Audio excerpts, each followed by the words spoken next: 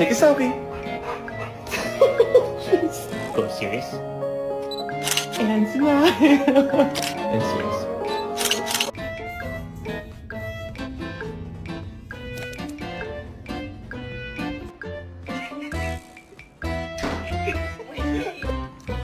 No.